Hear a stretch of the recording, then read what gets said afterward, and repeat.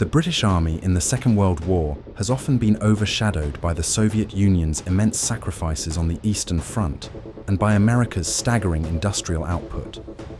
Yet British soldiers fought across nearly every theatre of the war, from the frozen fjords of Norway to the sweltering jungles of Burma, from the ancient sands of North Africa to the shattered hedgerows of Normandy, and all the way into the heart of Germany itself. But how capable was the British Army really? Did it possess the tactical skill, the leadership, and the spirit to overcome Hitler's Wehrmacht? Or was Britain simply carried across the finish line by its more powerful allies? The answer is far more complex than you might expect. When Britain declared war on Germany in September 1939, its army was primarily a small professional force designed for colonial policing rather than continental warfare. The British Expeditionary Force sent to France numbered just under 400,000 men, a fraction of what France or Germany could field. When the Germans launched their Western offensive on the 10th of May, 1940, the British Expeditionary Force found itself facing the most revolutionary military machine in history. The Wehrmacht's combined arms tactics, blending armour, infantry, and close air support with devastating coordination, simply overwhelmed Allied defences within days. There were moments of genuine British competence amid the chaos. At Arras, on the 21st of May, the British 1st Army Tank Brigade counterattacked with 74 Matilda tanks, their thick armour shrugging off German anti-tank rounds that had proved lethal against French vehicles. For a few terrifying hours, Erwin Rommel's 7th Panzer Division genuinely believed they faced 5 full divisions rather than a single brigade. German soldiers fled in panic. Rommel himself reportedly manned an anti-aircraft gun in desperation, firing at the advancing British tanks point blank. But Arras was a tactical pinprick, not a strategic solution. Within days, the British Expeditionary Force was streaming toward the beaches of Dunkirk. Operation Dynamo lifted 338,000 Allied soldiers from those beaches between the 26th of May and the 4th of June, 1940.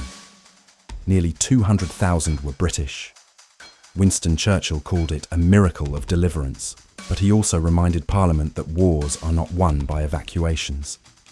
The army that returned to Britain had lost virtually everything.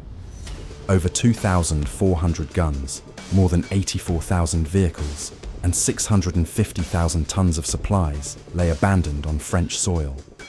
If Germany had invaded that summer, Britain would have struggled to equip even a handful of divisions for home defence. In 1940, the British Army was simply not capable of taking on the Wehrmacht head-to-head. It could well be argued that the British were only saved by Hitler's controversial decision to halt his panzer units advancing toward Dunkirk on the night of the 23rd of May, giving the British Expeditionary Force just enough time to escape across the Channel. The transformation of this battered force began in the most unlikely classroom imaginable, the western desert of North Africa. In December 1940, General Richard O'Connor launched Operation Compass with just 36,000 men against 150,000 Italians entrenched in fortified camps along the Egyptian border.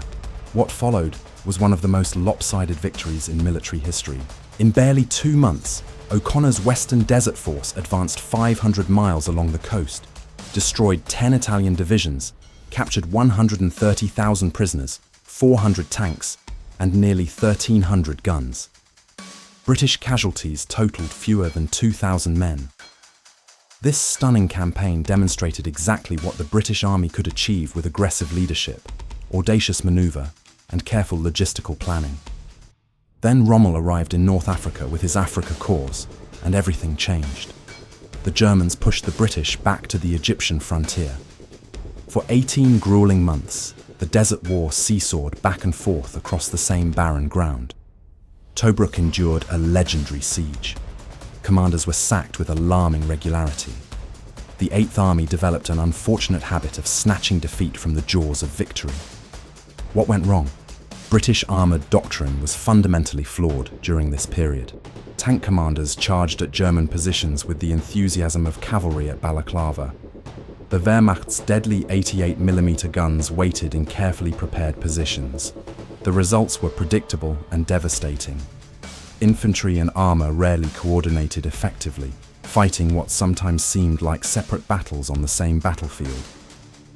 Staff work was often amateurish compared to the professional German system. But the British Army did something unexpected during these difficult months. It learned from its failures and adapted. When Bernard Montgomery took command of the 8th Army in August 1942, he inherited a force that had been defeated repeatedly and whose morale had suffered accordingly. He gave them something they desperately needed, a clear plan they could understand and believe in, along with the confidence that they would not be thrown into battle until properly prepared. At El Alamein, Montgomery massed 195,000 men and over 1,000 tanks against Rommel's 116,000 troops and 547 tanks. The 12-day battle that began on the 23rd of October, 1942, was not elegant or particularly innovative, but it was methodical and ultimately effective. British artillery fired over 1 million shells during the battle, maintaining a weight of fire that German veterans compared unfavorably to the worst barrages of the First World War. When Rommel's fuel ran critically low and his ammunition supplies dwindled to almost nothing, there was nothing left for the Afrika Korps but retreat. El Alamein proved conclusively that the British Army could defeat German forces in open battle when properly led and adequately supplied. It would never lose that hard-won capability again. The next test came quickly. Italy was supposed to be what Churchill called the soft underbelly of Europe. It proved to be anything but soft. When British forces landed in Sicily in July 1943, and then crossed to the Italian mainland that September, they encountered terrain that favored the defender at every possible turn. Mountain ridges offered perfect observation posts. River valleys channeled attackers into killing grounds. Medieval towns built of thick stone became natural fortresses. The Germans, masters of defensive warfare, made the Allies pay for every mile in blood. The Anzio landings in January 1944 exemplified everything that could go wrong with an amphibious operation. The British 1st Infantry Division, along with elements of the Guards Brigade and Royal Marine Commandos, splashed ashore against minimal initial opposition. The beaches were secured with surprising ease. Then the advance inexplicably stalled. For 4 agonizing months, over 100,000 Allied soldiers clung to a shallow beachhead, just 15 miles deep, enduring relentless artillery bombardment, fierce German counterattacks, and waterlogged trenches grimly reminiscent of the Somme. When the breakout finally came in May 1944, some British battalions had been reduced to mere company strength through casualties, exhaustion, and disease. The Italian campaign would grind on until May 1945, successfully tying down German divisions that might otherwise have reinforced France, but at a terrible cost in lives and suffering. Then came the moment Britain had waited 4 long years to see, the return to France. On the 6th of June 1944, British and Canadian forces stormed Gold, Juno and Sword beaches along the Normandy coast. The 50th Northumbrian Division attacked Gold Beach. The 3rd Infantry Division assaulted Sword Beach. Meanwhile, the 6th Airborne Division had already landed by glider and parachute during the night, seizing vital bridges over the Orne River and Caen Canal in daring raids that secured the eastern flank of the entire invasion. By nightfall, on that longest day, the Allies had established a foothold in France that the Germans would never dislodge. But the fighting around the city of Caen became a brutal meat grinder that would test British forces to their limits.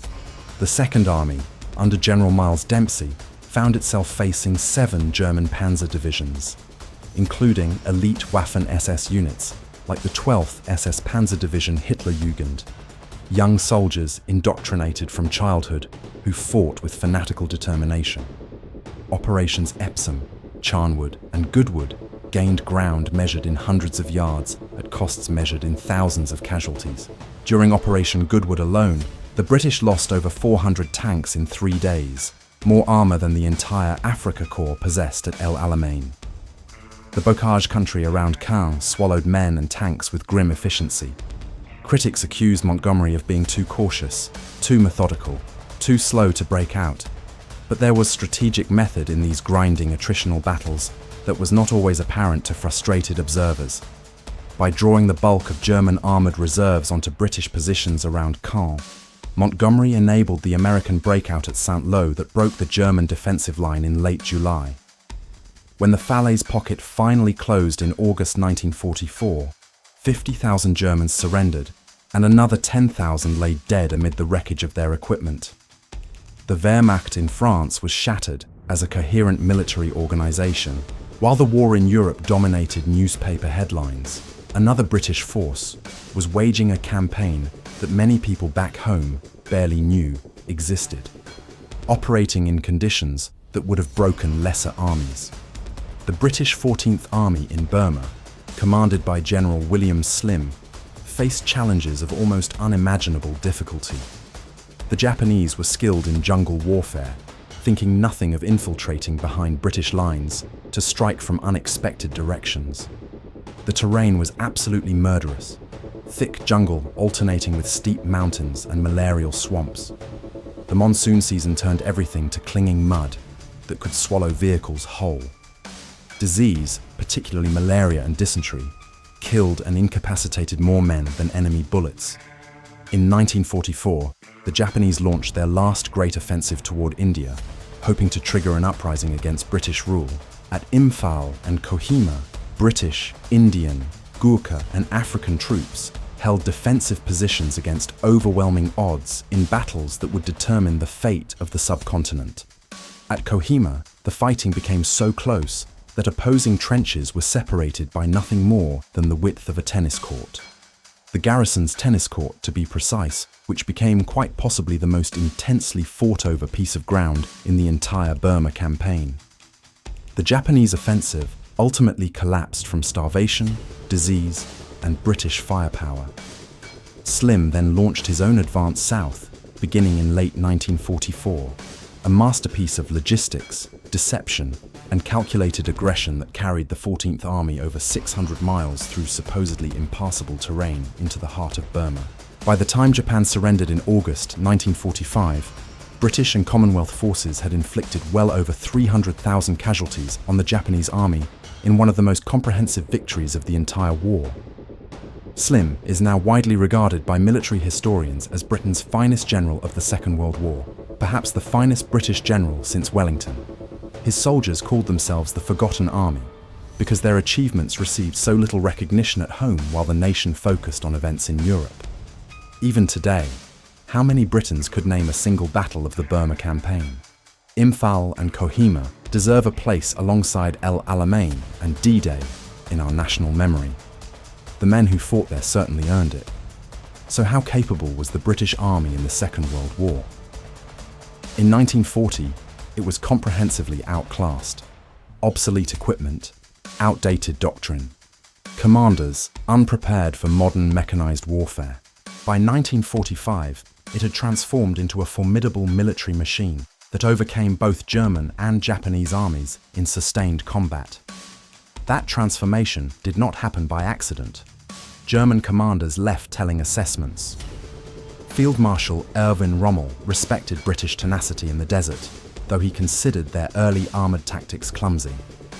Heinz Guderian, the architect of Blitzkrieg, acknowledged after the war that while British tanks were usually inferior, British soldiers showed exceptional steadiness under fire, and their artillery coordination was superb. SS General Sepp Dietrich complained bitterly that British artillery and air power in Normandy made movement nearly impossible during daylight hours. When your enemies praise your artillery, you know you have done something right. The weaknesses were real. British tank crews paid for poor design with their lives. Tactical rigidity cost opportunities. Manpower shortages meant the army could never trade casualties the way the Soviets or Americans could. But consider what the British Army actually accomplished. It won the first major Allied land victory against Germany at El Alamein. It destroyed an entire Japanese army in Burma. It stormed 3 beaches on D-Day alongside Canada and held them against determined counterattacks. Over 144,000 British soldiers gave their lives. Another 240,000 came home wounded. These men were not passengers carried to victory by stronger allies. They were soldiers who learned their trade the hard way, in defeat after defeat, until they mastered it. Now I want to hear from you.